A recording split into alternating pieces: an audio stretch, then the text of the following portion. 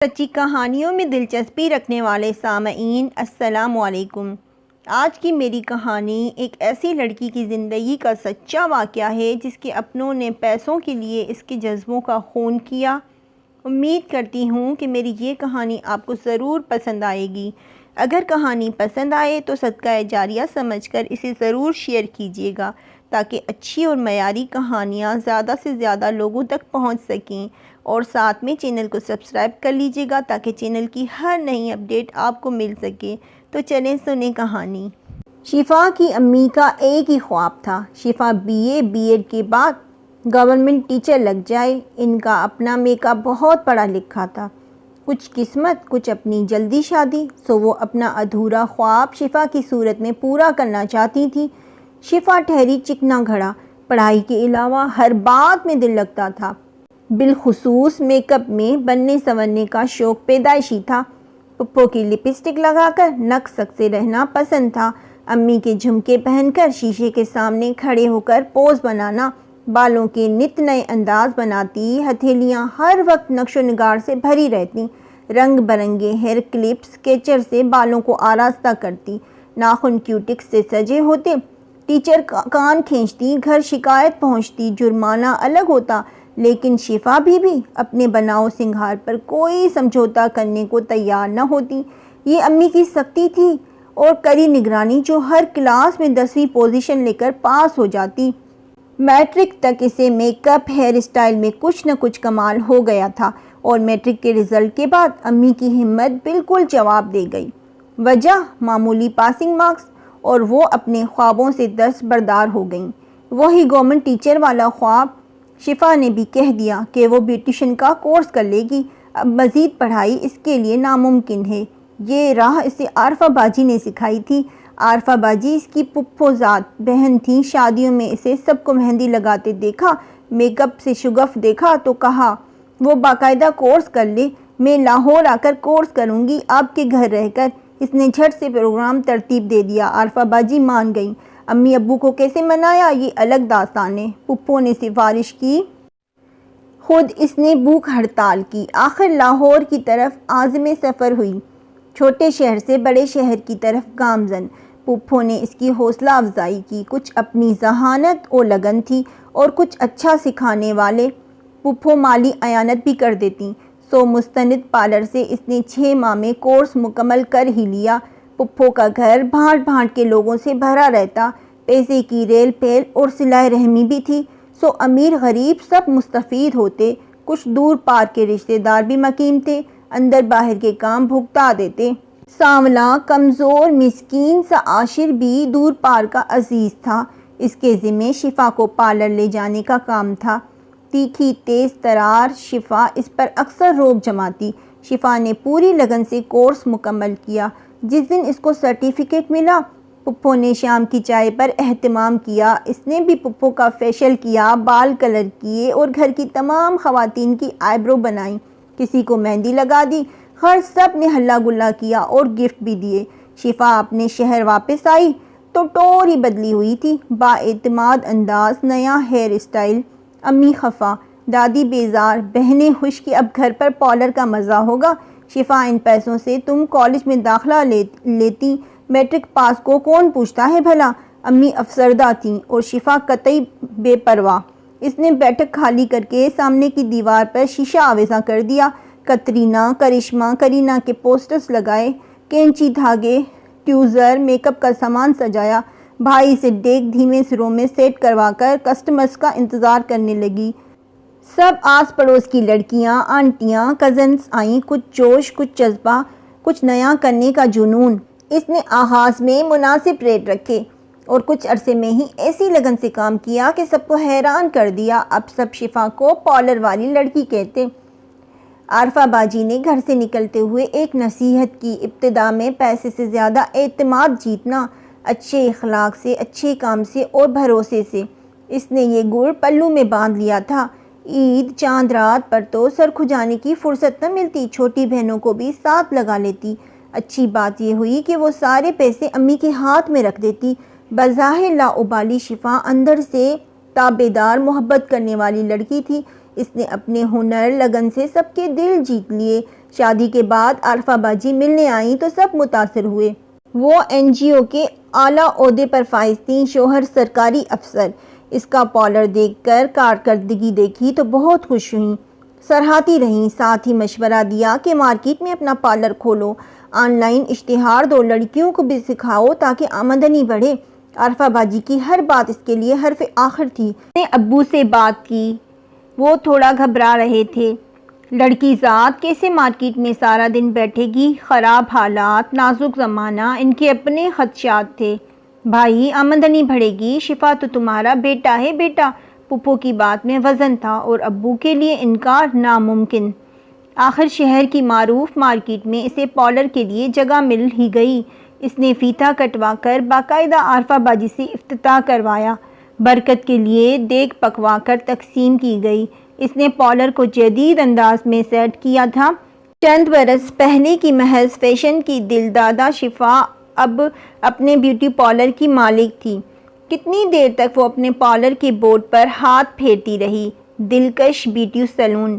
نت نئی لڑکیاں کورس سیکھنے آتیں، کوئی شوقیہ، کوئی ضرورتاً۔ کچھ عرصے بعد اس نے اپنے پارلر کو بڑا کیا اور ایک حصہ خواتین کے جم کے لیے مختص کر دیا۔ سب سے اچھی بات یہ تھی کہ اس کے پارلر کی ساکھ بہت اچھی تھی۔ جب ہی تو لڑکیاں عورتیں بغیر کسی ڈر کے آتیں۔ گھر کے حالات اس کی پارلر کی وجہ سے ٹھیک ہو رہے تھے۔ بھائی کی پڑھائی، شادی، بہنوں کے جہیز، ابو کی بیماری میں اس کی کمائی کا بڑا حصہ مختص تھا۔ لوگ امی سے استفسار کرتے کہ شفا کی شادی کب کرو گی؟ ارے یہ تو ہمارا بیٹا ہے، ہمارا سہارا، گھر کا مرد، کسی ٹٹ پنجے کو تھوڑا ہی دینا ہے اپنی گنوں والی بیٹی کو۔ ایسے کئی جملے شفا کے کانوں میں پڑتے، وہ سر جھٹک دیتی۔ ہاں، اسے اپنے پروفیشن سے پیار تھا۔ ابو کے بعد وہ ماں باپ، بہن بھائیوں کا سہارا تھی۔ ابو کی وفات کے بعد وہ صحیح معنوں میں بیٹا بن کر سامنے آئی تھی۔ دن مہینے سالوں میں بدلتے گئے۔ دونوں بھائی اب اپنی فیملی کے ساتھ سیٹ تھے۔ بہنوں کی شادی ہو چکی تھی، گھر میں خوشحالی کا راج تھا، تو اس میں شفا کا کردار زیادہ تھا۔ عارفہ باجی اب بھی اس کی گرو تھیں، اس کے خوبیوں کی مترادف۔ اس کا پارلر شہر کا مہنگا اور کامیاب پارلر تھا۔ اس کے روز و شب لگی بندھی روٹین میں قید تھے۔ ایمبل اس کی باقاعدہ کسٹمر تھی، میچور سوبر زندگی کے سرد و گرم دیکھ چکی تھی۔ دونوں میں کافی دوستی اور گہرا تعلق قائم تھا۔ کچھ عرصے سے اسے یوں لگتا جیسے ایمل اس سے کچھ کہنا چاہتی ہے لیکن کہہ نہیں پاتی۔ دوستی میں کیسا تکلف، اس نے سوچا اور اپنی سوچ کو عنوان دے دیا۔ تم اتنی اچھی ہو شفا، اپنے متعلق کیوں نہیں سوچتی؟ ایمل نے اس کا ہاتھ تھام کر کہا۔ اس نے ناسمجھی میں ایمل کو دیکھا۔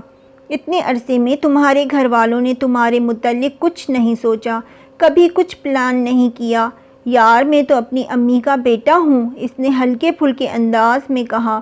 بیٹا یا مرد کہنے سے لڑکی بیٹا یا مرد نہیں بن جاتی۔ تم نے تو بیٹوں سے بڑھ کر فرائض پورے کیے ہیں۔ اکثر بیٹے تو لاپرواہ، بے حس و نافرمان بھی ثابت ہوتے ہیں۔ ایمل نے خفگی سے کہا۔ تمہارا بھی زندگی پر حق ہے، اس کے فطری تقاضوں پر۔ حیرت ہے تمہاری امی کو خیال کیوں نہیں آتا؟ ایمل نے اسے راہ دکھائی۔ وہ چپ سی ہو گئی۔ یہ سچ تھا کہ اس کے اندر بھی سوال اٹھتے تھے جنہیں وہ خود دبا دیتی، لیکن یہ بھی حقیقت ہے کہ وہ اب تھکنے لگی تھی ایک جیسی روٹین سے۔ ایمل کے علاوہ بھی اسے اکثر خواتین احساس دلاتی، گزرتے وقت کا، ڈھلتی عمر کا۔ وہ ٹال دیتی، مجھ پر بہت ذمہ داریاں ہیں، لیکن اب کہیں کچھ بدل رہا تھا۔ وہ گھر آ کر دیر تک یہی بات سوچتی رہی۔ کیا بیٹا کہنے سے بیٹیاں واقعی بیٹا بن جاتی ہیں؟ کیا ایسے مرد کا کردار ادا کرنے والی بیٹیوں کے جذبات نہیں ہوتے؟ شفا خاموشی سے سوچوں کے جنگل میں الجھی ہوئی تھی۔ خاموش کمرہ، ہر شے ساخت۔ اس نے اپنی الماری کھولی، بیش قیمت ملبوسات اور دیگر اشیاء سے بھری ہوئی تھی۔ کبھی اسے ان چیزوں کا کس قدر جنون تھا۔ اس نے ایک پرفیوم اٹھایا، خود پر اسپرے کیا، لیکن اسے کوئی خوشبو محسوس نہ ہوئی۔ کیا اس کی لطافت کی حس مر چکی ہے؟ اس نے خود سے سوال کیا۔ شاید فطرت سے دوری نے اس کو بے حس بنا دیا تھا، یا اپنوں کی خود غرضی نے۔ میری شفا تو بیٹوں سے بڑھ کر ہے۔ امی ہر آئے گئے کے سامنے اس کی تعریفیں کرتیں۔ کبھی اسے اس تعریف پر فخر ہوتا اور ذمہ داری کا احساس مزید بڑھ جاتا، مگر اب ہر رشتہ اسے خود غرض اور مطلبی لگتا۔ وہ ذمہ داریاں بوجھ لگنے لگیں۔ رمضان کا آخری عشرہ، چاند رات اور پھر شادی بیاہ کے لیے میک اپ کی بکنگ، اسے اور اس کی ورکرز کو سر کھجانے کی فرصت نہ ملتی۔ کچھ عرصے سے اس کا بھی دل چاہنے لگا تھا کہ وہ بھی اپنی فیملی کے ساتھ چاند رات پر ہلا گلا کرے، عید کے دن تیار ہو کر اپنی فیملی کے ساتھ وقت بتائے، اس کے کپڑوں، جیولری اور مہندی کی بھی کوئی تعریف کرے، وہ بچوں کی شاپنگ کے لیے ہلکان ہو، لیکن یہ خواب کبھی پورا نہ ہو سکا تھا۔ چاند رات کی مصروفیت کے بعد عید کا دن سو کر ہی گزار دیتی۔ پچھلے برس عید پر سب گھر والے پکنک پر گئے تو اسے بخار تھا۔ گھر پر پھیلے سناٹے سے وہ گھبرا کر امی کے کمرے میں آ گئی۔ تم سو رہی تھی، کیا جگاتے؟ سب بہن بھائی مل بیٹھنے کا بہانہ ڈھونڈتے ہیں، اس کے استفسار پر امی نے کہا اور وظیفہ پڑھنے لگیں۔ میری کمی کسی کو محسوس نہیں ہوتی؟ اس بات کا اسے بہت رنج تھا۔ شام کو سب بہن بھائی، بھابیاں، بہنوئی اور بچے ہنستے مسکراتے واپس آئے۔ اف، تھک گئے مگر مزہ بہت آیا۔ سب تبصرہ کر رہے تھے، ایک دوسرے کو تصویریں دکھا رہے تھے۔ شفا خاموشی سے بیڈ پر لیٹی آنسو بہاتی رہی۔ تنہائی جو رغبے میں اتر رہی تھی، اپنوں کی بے اتنائی جو اندر ہی اندر سے توڑ رہی تھی۔ آنے والے دنوں میں پھر وہی مصروفیات تھیں۔ اس بار رمضان سے قبل ناصر بھائی کی عنایہ کے لیے رشتہ آیا۔ سب گھر والے رضامند تھے۔ پوئم سنانے والی عنایہ اتنی بڑی ہو گئی، اس نے حیرت سے سوچا۔ ناصر بھائی جن کے کاروبار میں ہمیشہ گھاٹا رہتا، گھر والوں کے سامنے بھابھی کو نادیدہ بیماریاں، وہ اپنی بیٹی عنایہ کی منگنی دھوم دھام سے کر رہے تھے۔ بیٹا تم بھی عنایہ کی شادی میں حصہ ڈالو۔ کبھی بھائی اسے بیٹا کہتے تو بالکل ابو کی طرح لگتے، مگر اب احساس ہو رہا تھا وہ مطلب کے وقت بیٹا کہتے تھے۔ لا تعلق اور بے حس، اس نے سر ہلایا۔ وہ حساس ضرور تھی مگر کم ظرف اور حاسد ہرگز نہیں تھی۔ اب تو امی کو بھی اس کی آنکھوں میں چھپی اداسی نظر آتی تو دعا کرتیں یا کبھی چشم پوشی کر جاتیں۔ اس رمضان میں جتنی وہ اللہ کے قریب اب ہوئی تھی کبھی نہ ہوئی تھی۔ وہ اپنے تمام فرائض پوری ذمہ داری کے ساتھ نبھا رہی تھی، گھر کے بھی، پارلر کے بھی۔ اب اسے اپنے لیے فیصلہ کرنا تھا جس میں رب کی رضا ہو اور خیر بھی ہو۔ لا ابالی شفا نے وقت سے پہلے اور ہمت سے زیادہ حوصلے کا مظاہرہ کیا تھا۔ اپنوں نے اس کے خلوص کو نہیں پہچانا تھا، مگر رب نے تو اپنے پاس اس کا اجر رکھا تھا نا۔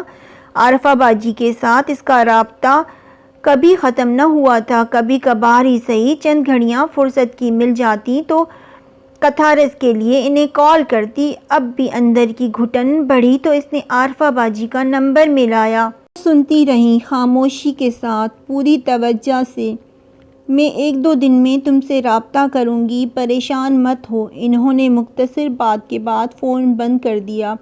اس کا پارلر ویسے ہی تھا، رنگوں روشنیوں سے سجا، دھیمی موسیقی، شوخ و چنچل لڑکیاں، ماڈرن جدید یونیفارم میں ملبوس ورکرز اور پروقار خوبصورت شفا۔ لیکن ان سب رنگوں مسکراہٹوں سے سجے چہروں کے پیچھے کیسی تنہائی اور اداسی رقم تھی، اس کا اندازہ کسی کو نہ تھا۔ سونیا جو متعلقہ تھی، نشئی خاوند سے چھٹکارا ملا، 2 بچے اور وہ خود۔ بھائیوں نے چھت تو دے دی تھی، روزی کا بندوبست اسے خود کرنا تھا۔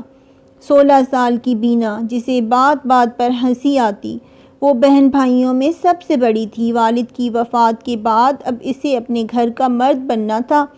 شفا کو بینا میں اپنا ماضی نظر آتا تھا۔ امبر جو سب سے خوبصورت تھی، کسی ٹی وی ماڈل کی طرح اس کا شوہر نکما تھا۔ شادی سے پہلے شوقیہ کیا گیا کورس اب کام آ رہا تھا۔ یہاں ہر ایک کی اپنی داستان تھی، اپنے غم، لیکن اپنا بھرم سب کو عزیز تھا۔ شفا ہنستے مسکراتے کسٹمرز ڈیل کرتی، بکنگ کرواتی، وہ کتنی کامیاب لگ رہی ہوتی۔ اس نے اپنے اندر کی تنہائی کو اپنے اندر ہی رکھا تھا۔ کچھ دن بعد عارفہ باجی کا فون آیا۔ وہ اس سے معذرت کر رہی تھی تاخیر سے فون کرنے کی۔ تمہیں اشر یاد ہے؟ میرے رشتے کا دیور بھی ہے۔ اسے وہ کمزور سا لڑکا یاد آ گیا جو گھر بھر کے کام کرتا، سانولا مسکین سا۔ تیز ترار شفا اسے کس قدر تنگ کرتی تھی، وہ کبھی ناراض نہ ہوتا۔ شفا کو دیکھ کر مسکراتا، اسے مزید غصہ آتا۔ شفا کے لبوں پر مسکراہٹ رینگ گئی۔ اس نے تم سے شادی کی درخواست ظاہر کی ہے، اپنی موبائل کی شاپ ہے، ہمدرد ساتھ دینے والا لڑکا ہے، وہ خلوص سے تمہاری طرف بڑھا ہے۔ آج وقت تمہارے ہاتھ میں ہے۔ عارفہ باجی اسے حقائق بتا رہی تھی۔ وہ چپ تھی۔ سوچ لو پھر جواب دو۔ تمہارا ہر فیصلہ مجھے قبول ہوگا، لیکن اگر اشر کے حق میں ہوا تو خوشی ہوگی، انہوں نے کہا اور فون بند کر دیا۔ کچھ دنوں سے وہ محسوس کر رہی تھی کہ گھر والے خاموش سے ہیں، کچھ ناراض اور لا تعلق سے۔ امی نے بتایا کہ عارفہ باجی رشتہ لانا چاہ رہی ہیں۔ بھائی بھابیاں کہہ رہی ہیں کہ لڑکے کی آمدنی کم ہے۔ بہنوں کو اسٹیٹس کا فرق لگ رہا تھا، بہنوئی بھی کچھ پھیکے سے تھے۔ صرف امی نے کہا، اللہ تمہارے نیک نصیب کرے بچی، تو نے ہمارا ہر گھڑی ساتھ دیا ہے۔ شفا کے ہاتھ میں فیصلے کی گھڑی آ گئی تھی۔ اس نے عارفہ باجی کو فون کر کے اپنی مثبت رائے دے دی تھی۔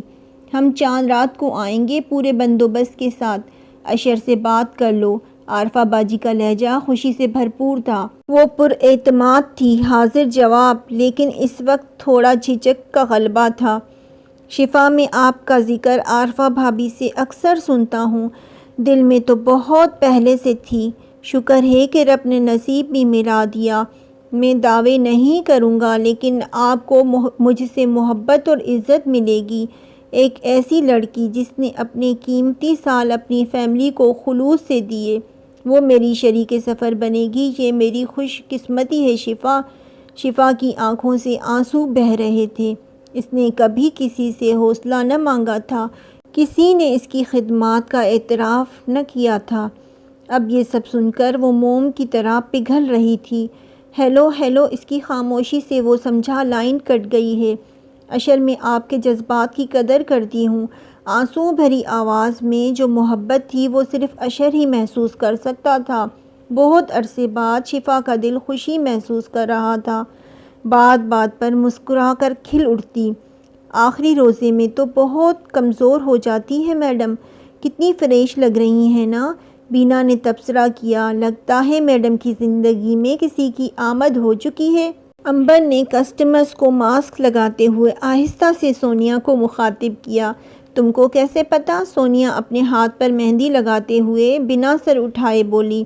ان کی آنکھوں میں جو چمک ہے نا، وہ پہلے کبھی نہ تھی۔ امبر نے پیار بھری نظروں سے شفا کو دیکھا، جو بہت خاموشی سے بغیر کسی کے علم میں لائے اس کی مدد کرتی تھی۔ وہ اپنے ہر ورکر سے مخلص تھی۔ آج شفا خاموش تھی، مگر اس خاموشی میں بھی خوشی کا احساس تھا۔ چاند رات کو میں نہیں آؤں گی امبر، تم باقی لڑکیوں کے ساتھ مینج کر لینا۔ آج تو 29واں روزہ ہے، نہ جانے چاند نظر آئے گا بھی یا نہیں۔ بینا کسٹمر کو بلیچ لگاتے ہوئے بول اٹھی۔ چاند رات آج ہی ہوگی، میرا دل کہہ رہا ہے۔ شفا جلدی چیزیں سمیٹتی رہی تھی۔ آج عارفہ باجی نے اپنی فیملی کے ساتھ آنا تھا۔ شفا سارے انتظامات خود دیکھ رہی تھی۔ بھابیاں لا تعلق اور بہنیں مصروف، لیکن شفا کو آج کچھ بھی برا نہیں لگ رہا تھا۔ شاید یہ کسی کی سچی محبت کا اعجاز تھا جو دل ہلکا پھلکا ہو گیا تھا۔ اس نے بہت عرصے بعد گھر پر افطاری کی تیاری کی تھی، ورنہ وہ اور تمام ورکرز پارلر میں ہی افطار کرتیں۔ سب گھر والے بجھے سے تھے، مگر وہ نہیں تھی۔ اس نے اپنے لیے جینا سیکھ لیا تھا۔ روزہ افطار کرتے وقت اس نے بند آنکھوں کے ساتھ بس اپنے لیے ایک دعا مانگی تھی، اپنے اور اشر کے سچے ساتھ کی۔ مبارک ہو، چاند نظر آ گیا، کسی نے کہا۔ سب ایک دوسرے کو مبارکباد دے رہے تھے۔ عارفہ باجی اور ان کی فیملی بھی آ گئی تھی اس کا ہاتھ مانگنے۔ ہم نے کہا تھا نا چاند رات پر ہی تمہارے گھر آئیں گے، عارفہ باجی نے اسے پیار سے گلے لگاتے ہوئے کہا۔ سب کچھ آپ کے سامنے ہے، انکار کی گنجائش نہیں۔ محبت اور عاجزی سے عارفہ باجی درخواست کرتے ہوئے اس کا مان بڑھا گئیں۔ آپ کی اجازت ہے؟ انگوٹھی پہنانے سے قبل انہوں نے امی سے اجازت طلب کی۔ شفا نے نگاہیں اٹھائیں تو اشر اسے ہی دیکھ رہا تھا۔ مسکراتے ہوئے اس نے نظریں جھکا لیں۔ شفا کو یوں محسوس ہو رہا تھا عید کی ساری خوشیاں، رنگ روشنیاں اس کی ہتھیلیوں میں آن سمائے ہیں۔ اگر آپ کو ہماری یہ کہانی پسند آئی ہو تو اسے لائک اور شیئر ضرور کیجیے گا، اور اگر حقیقت پر مبنی ایسی ہی مزید سچی کہانیاں سننا چاہتے ہیں تو ہمارے چینل سچی کہانیاں کو سبسکرائب کیجیے اور ساتھ میں بیل آئیکن ضرور پریس کیجیے۔ شکریہ، اللہ حافظ۔